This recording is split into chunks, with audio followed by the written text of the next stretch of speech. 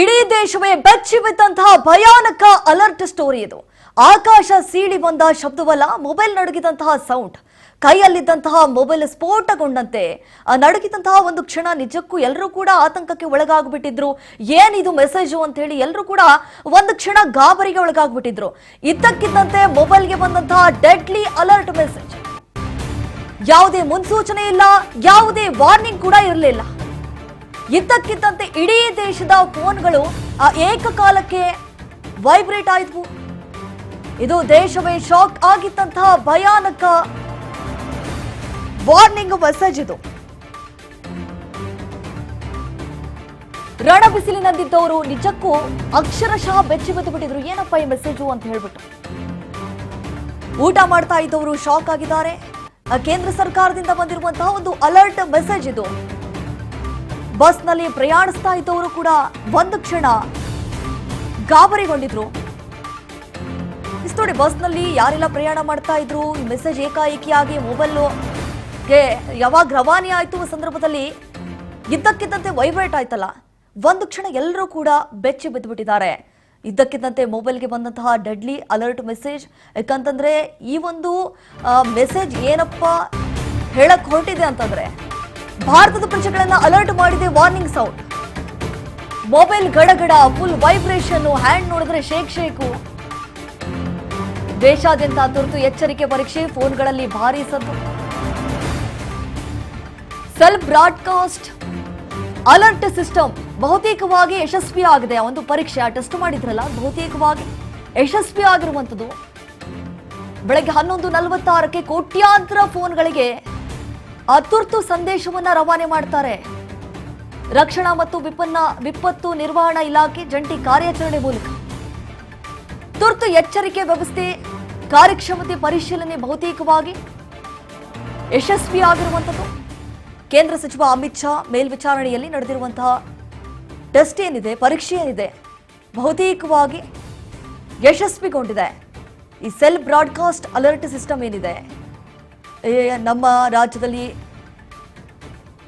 ಈ ವಿಪತ್ತು, ಸುನಾಮಿ ಅಂತಹ ಪರಿಸ್ಥಿತಿ ಏನಾದರೂ ಒಳಗಾಗ್ಬಿಟ್ರೆ ಆ ಒಂದು ಎಚ್ಚರಿಕೆಯ ಮೆಸೇಜ್ ಅನ್ನು ಕೂಡ ರವಾನೆ ಮಾಡಲಾಗುತ್ತೆ. ಯಾಕಂತಂದ್ರೆ ಮೊಬೈಲ್ನಲ್ಲಿ ಕಳಿಸುವಂತಹ ಮೆಸೇಜ್ ಬಹುತೇಕವಾಗಿ ಎಲ್ಲರೂ ಕೂಡ ಅದನ್ನ ವೀಕ್ಷಿಸ್ತಾರೆ ಅನ್ನುವಂತಹ ಉದ್ದೇಶದಿಂದ ಈ ರೀತಿಯಾಗಿ ಒಂದು ಟೆಸ್ಟ್ ಅನ್ನ ಕೂಡ ಮಾಡಿದ್ದಾರೆ. ಆ ಟೆಸ್ಟ್ ಈಗ ಬಹುತೇಕವಾಗಿ ಸಕ್ಸಸ್ ಆಗಿದೆ. ಬೆಳಗ್ಗೆ 11:46ಕ್ಕೆ ಇದ್ದಕ್ಕಿದ್ದಂತೆ ಎಲ್ಲರ ಮೊಬೈಲ್ಗೂ ಕೂಡ ಮೆಸೇಜ್ ಬಂತು.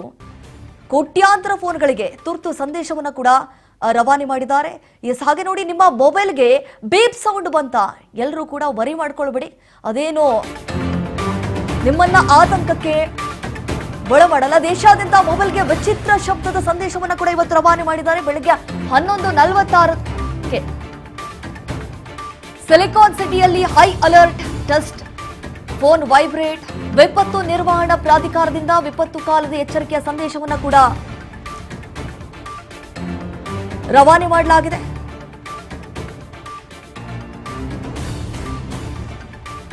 ಪ್ರಾಧಿಕಾರದಿಂದ ವಿಪತ್ತು ಕಾಲದ ಎಚ್ಚರಿಕೆ ಸಂದೇಶವನ್ನು ಕೂಡ ಇವತ್ತು ರವಾನೆ ಮಾಡಿದ್ದಾರೆ.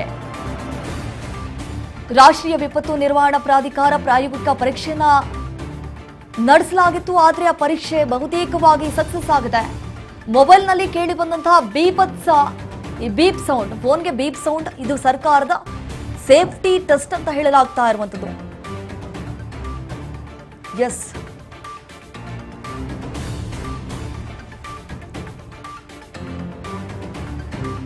ಬೆಳಗ್ಗೆ 11:46ಕ್ಕೆ ಕೋಟ್ಯಾಂತರ ಫೋನ್ಗಳಿಗೆ ತುರ್ತು ಸಂದೇಶವನ್ನು ಕೂಡ ರವಾನೆ ಮಾಡಿದ್ರು. ಇಡೀ ದೇಶವೇ ನಿಜಕ್ಕೂ ಬೆಚ್ಚಿ ಬಿದ್ದುಬಿಟ್ಟಿತ್ತು. ಏನಪ್ಪಾ ಇದು ಸೌಂಡು ಅಂತ ಹೇಳಿ.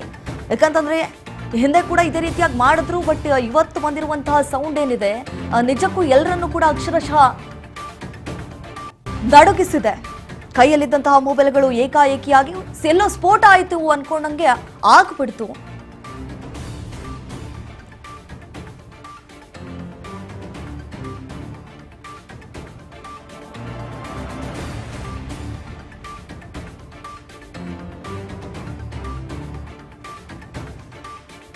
ನೋಡಿ, ಇಡೀ ದೇಶವೇ ಶಾಕ್ ಆಗಿತ್ತು ಇವತ್ತು ಭಯಾನಕ ವಾರ್ನಿಂಗ್ ಮೆಸೇಜ್ ಇಂದ. ಇದು ಏನಪ್ಪಾ ಮೆಸೇಜ್ ಬಂತಲ್ಲ ಅಂತ ಹೇಳಿ ಎಲ್ಲರೂ ಕೂಡ ಒಂದು ಕ್ಷಣ ಕಕ್ಕಾಬಿಕ್ಕಿ ಆಗ್ಬಿಟ್ಟಿದ್ರು.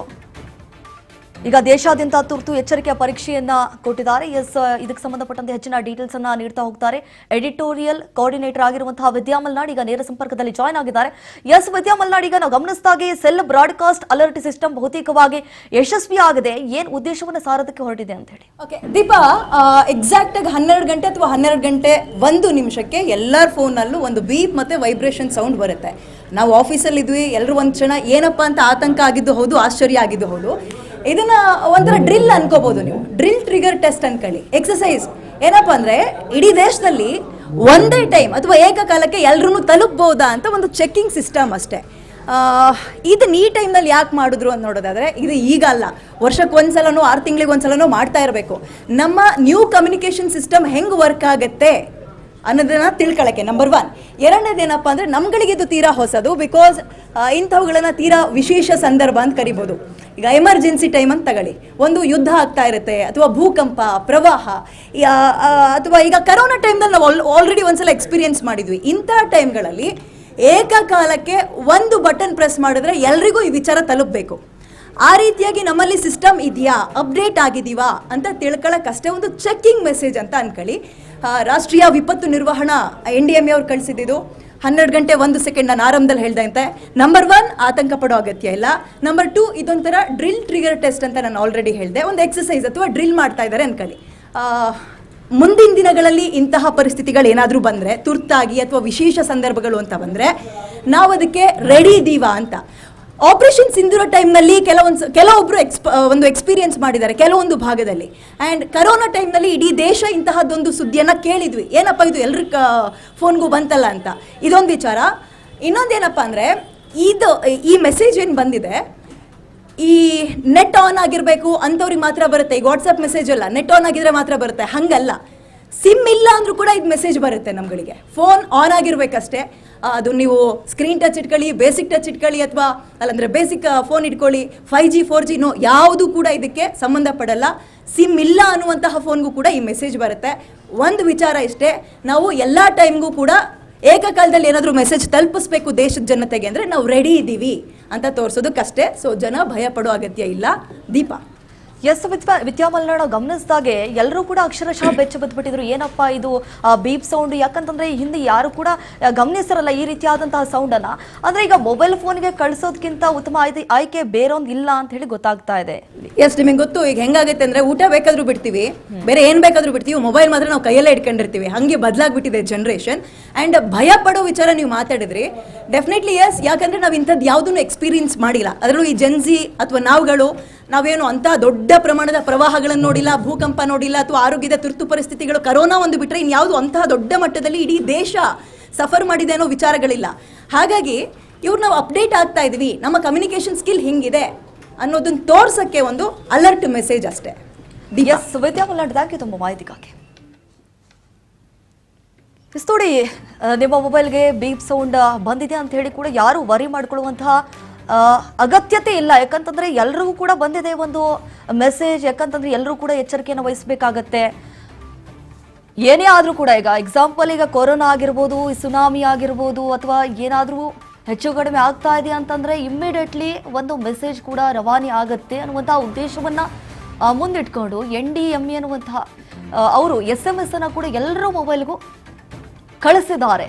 ಇದು ಬಹುತೇಕವಾಗಿ ಇವತ್ತು ಯಶಸ್ವಿ ಆಗಿರುವಂಥದ್ದು. ಬೆಳಗ್ಗೆ 11:46 ಸುಮಾರದಲ್ಲಿ ಒಂದು ಮೆಸೇಜನ್ನು ಎಲ್ಲರ ಮೊಬೈಲ್ಗೂ ಕೂಡ ಕಳಿಸಲಾಗುತ್ತೆ. ಎಲ್ಲರೂ ಕೂಡ ಎಲ್ಲೋ ಒಂದು ಕಡೆ ಆತಂಕಕ್ಕೆ ಒಳಗಾಗ್ಬಿಟ್ಟಿದ್ರು. ಎಲ್ಲಿ ನಮ್ಮ ಮೊಬೈಲ್ಗಳೇನಾದರೂ ಹ್ಯಾಕ್ ಆಗಿಬಿಡ್ತವ ಅಥವಾ ಏನಾದರೂ ಡಿಜಿಟಲ್ ಅರೆಸ್ಟ್ ಆಗಿಬಿಡ್ತಾ ಅನ್ನುವಂಥ ಕೆಲವೊಂದಿಷ್ಟು ಜನಗಳ ಮೈಂಡ್ ಸೆಟ್ ಇರುತ್ತೆ. ಸೊ ಹಾಗಲ್ಲ, ಈಗ ರಾಜ್ಯದಲ್ಲಿ ಏನೇ ಆದರೂ ಕೂಡ, ಏನೇ ಪ್ರಾಬ್ಲಮ್ಸು, ಏನೇ ಸಮಸ್ಯೆಗಳು ಉಂಟಾದಲ್ಲಿ ಒಂದು ಬೀಪ್ ಮೆಸೇಜ್ ಬರುತ್ತೆ ಅನ್ನುವಂಥ ಒಂದು ಟೆಸ್ಟನ್ನು ಕೂಡ ಇವತ್ತು ಬಹುತೇಕವಾಗಿ ಮಾಡಿದ್ರು. ಅದು ಕೂಡ ಈಗ ಯಶಸ್ವಿಯಾಗಿದೆ. ವಿಪತ್ತು ನಿರ್ವಹಣಾ ಪ್ರಾಧಿಕಾರದಿಂದ ವಿಪತ್ತು ಕಾಲದ ಎಚ್ಚರಿಕೆಯನ್ನು ಕೂಡ ಈಗಾಗಲೇ ಸಂದೇಶವನ್ನು ರವಾನೆ ಮಾಡಿದ್ದಾರೆ. ಕೇಂದ್ರ ಗೃಹ ಸಚಿವರಾಗಿರುವಂತಹ ಅಮಿತ್ ಶಾ ಅವರು ಇವತ್ತು ಚಾಲನೆ ಕೊಟ್ಟಿದ್ದಾರೆ. ಎಲ್ಲರ ಮೊಬೈಲ್ ಇವತ್ತು ಸೈಲೆಂಟ್ ಮೋಡ್ನಲ್ಲಿದ್ವು, ಆದರೂ ಕೂಡ ಯಾಕೆ ಈ ರೀತಿಯಾಗಿ ಶಬ್ದ ಬರ್ತಾ ಇದೆ ಹೇಳಿ ಕೇಳಿ ಸೈಲೆಂಟ್ ಆಗಿದ್ದೀವಿ, ಅದು ಏನಪ್ಪ ಇದು ಶಬ್ದ ಬಂತಲ್ಲ ಅಂತೇಳಿ ಎಲ್ಲರೂ ಕೂಡ ಆತಂಕಕ್ಕೆ ಒಳಗಾಗುವುದು ಸಹಜ. ಆದರೆ ಸಾರ್ವಜನಿಕರು ಭಯಪಡುವಂತಹ ಅಗತ್ಯ ಇಲ್ಲ ಅಂತ ಹೇಳಿ ಈಗಾಗಲೇ ಕೇಂದ್ರ ಸರ್ಕಾರವು ಒಂದು ಅಲರ್ಟ್ ಮೆಸೇಜ್ ಅನ್ನು ಕೂಡ ಕಳಿಸಿದೆ.